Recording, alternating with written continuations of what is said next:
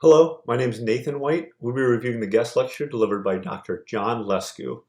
Dr. Lesku has studied both primitive mammals and primitive birds to understand how sleep evolved in our common bird-mammal ancestor back here. As we know, humans have both REM, rapid eye movement, and non-REM, or slow-wave sleep. Dr. Lesku has studied these monotremes, which are the primitive mammals, also specifically the platypus and the echidna, as well as primitive birds, which are known as ratites, which are the ostrich and tinamou, in order to understand this evolution. First, we're going to briefly review shortwave sleep versus REM sleep.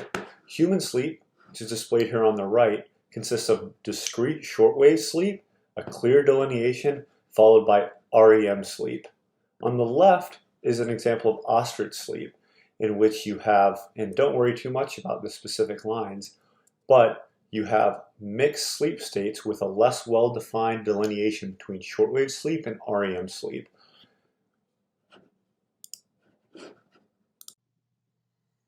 So Dr. Lesku overviewed the research done on the early mammals, or monotremes, as well as the early birds, or paleognaths, in order to fill in our knowledge of what sleep states might have looked like on earlier branches of the tree of life.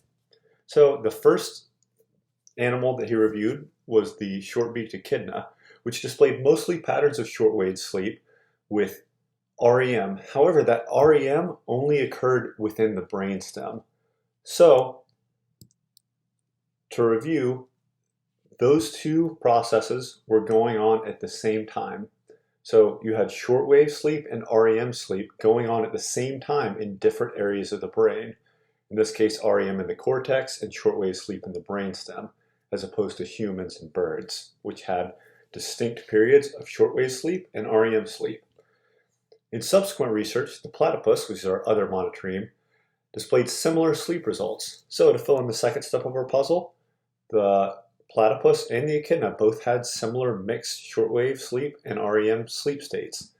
Moving on to the paleognaths, or early birds, the ostriches displayed a mixed shortwave REM sleep cycle. So, to paraphrase Dr. Lesku's paper, ostriches do sleep like platypuses and other monotremes. However, the other early bird that we studied was the elegant crested tinamou, which might be the closest ancestral state to early birds due to their small stature as well as their present but limited flying ability. The tinamou data, however, showed no mixed REM shortwave sleep state, so tinamous slept like humans and birds. So although ostriches sleep like platypus with mixed sleep states, the tinamou doesn't have mixed sleep states. This might have something to do with the long neck of the ostrich during its sleep cycle, needing to keep its body erect, but much more research is needed in order to support that hypothesis.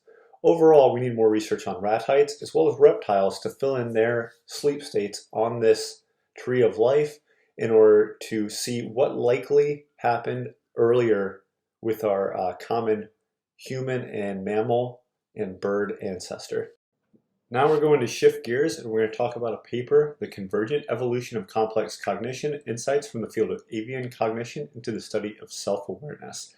So this paper reviews historical and current studies about avian and bird species and self-awareness and intelligence tests. So the study of animal intelligence is focused traditionally on apes and monkeys. This has been brought about by an understanding of avian brains as instinctual only, that is, they're incapable of learning or advanced cognition. However, in 1964, a researcher by the name of W.H. Thorpe demonstrated the exceptional learning capabilities of chaffinches, which is pictured there in the middle of your screen. With advances in training methods, particularly ones where birds were allowed to watch social and language situations before participating, W.H. Thorpe was able to show the full breadth of avian intelligence. In other studies, parrots were able to recognize similar and different objects, which is clearly a sign of intelligence.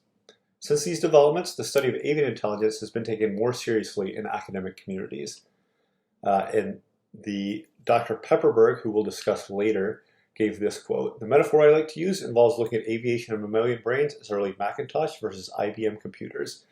These different Information processing machines use the same wires, and when you use the same data, you get the same results. But the wires are organized differently, and you must use programs designed for their differently configured systems. Also, in the top right of your screen, you have Alex the parrot, who Dr. Pepperberg trained. He's the most famous representative of avian intelligence. Lived from 1976 to 2007. His trainer uses a similar method to Thorpe in order to teach Alex. He was able to count, group objects, and creatively use words, and that helped spark an interest in the public and academic communities into avian intelligence. So, talking about neurobiological evidence within the avian brain. The avian brain, as compared to the human and primate brain, has evolved separately with different structures for roles which would be handled differently by mammal brains. For example, the mammal brain, as you can see here, is considered layered, whereby processing occurs in regions such as the brainstem for base and unconscious functions. However, the avian brain, over here on the left, is nuclear, with completely different locations and structure, but similar neural pathways for processing sensory information, as well as memory and emotional storage, which is important for that complex cognition piece.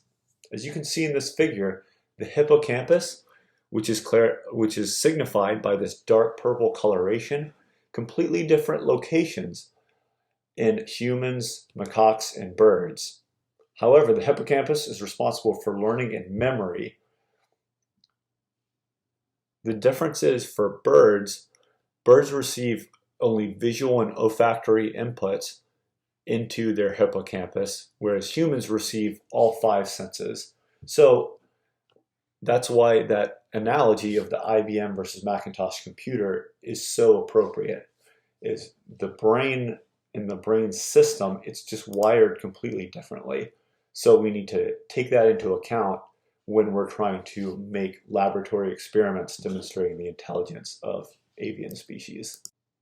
Just to review some of the neurobiological evidence of complex cognition in the avian brain, parrots and corvids represent the most interesting research subjects, as their brain size to body size ratio is comparable to primates. In addition to that, these avian species, they have tightly packed neurons in their forebrains.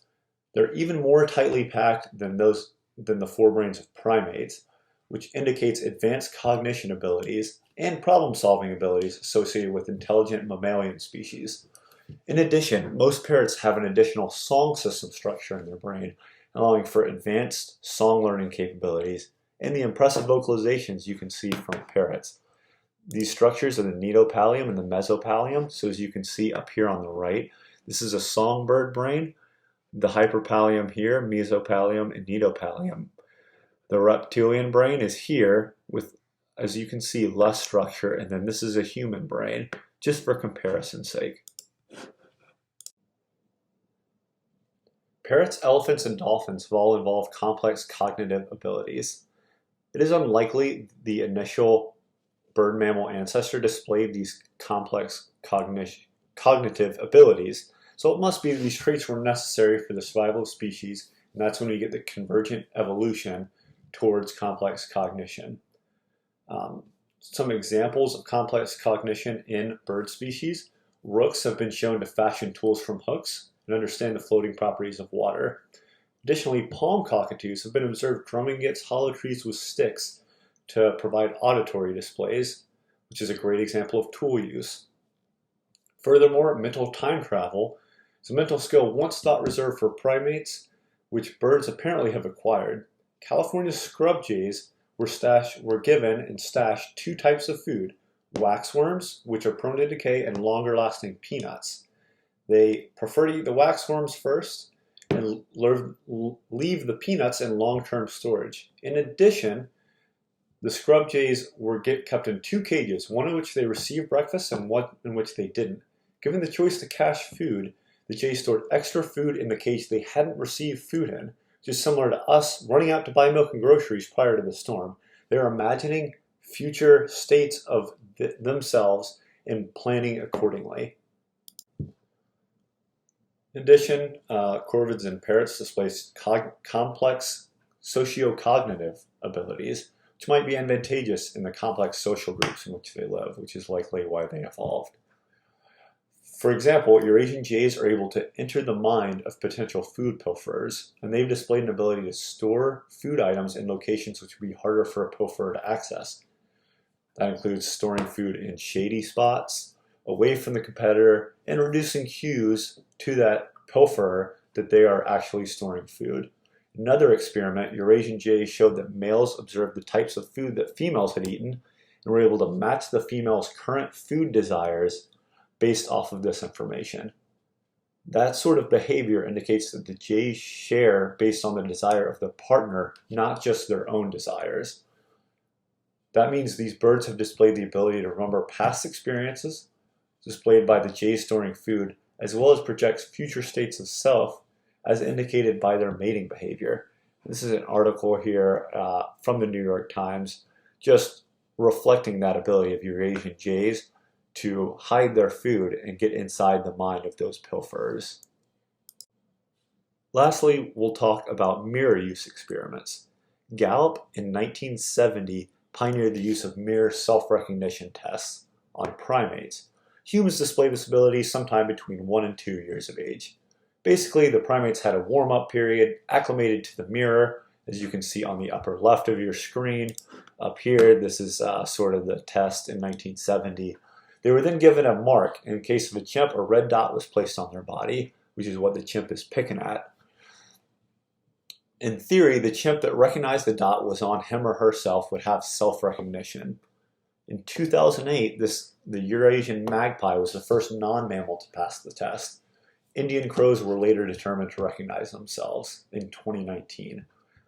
However, in 2020, Solar et al. Failed to repeat this successful self-recognition with magpies.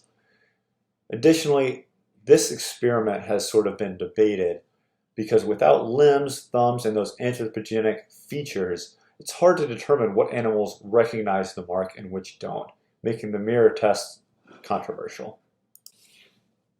Irene Pepperberg in 1995 proposed a different setup in the mirror test, in which the level of complexity and familiarity was gradually increased rather than the single-step program pioneered in the 1970s. So Dr. Pepperberg, the trainer of Alex Parrott, which we discussed, developed these increasingly challenging levels of the mirror test and conducted some experiments. Basically, gray parrots can use reflective information to locate objects and use a reflected representation, again represented by the mirror here, and then this is just a picture off YouTube. They use that reflected representation of the world to locate hidden objects. However, they have not been examined for whether they can self-recognize because of the difficulties associated with that test, especially without those human-like features that chimps have. In conclusion, complex cognition in avian species focused on the mark test, which is likely to be unsuitable due to the lack of arms and other morphology of bird species. Birds, including the scrub jay, parrots, magpies, have been shown to be able to gather information from mirrors. So self-recognition, it may not just be evident to us, or the mirror test might emphasize visual processes, whereas these species are more cued in on olfactory senses, or something along that. The authors focus on answering the cognition question. They recommend using a variety of methods and experiments rather than a simple mark test. In my own opinion, animals which are less anthropomorphic have low scores on the mark test and mirror test.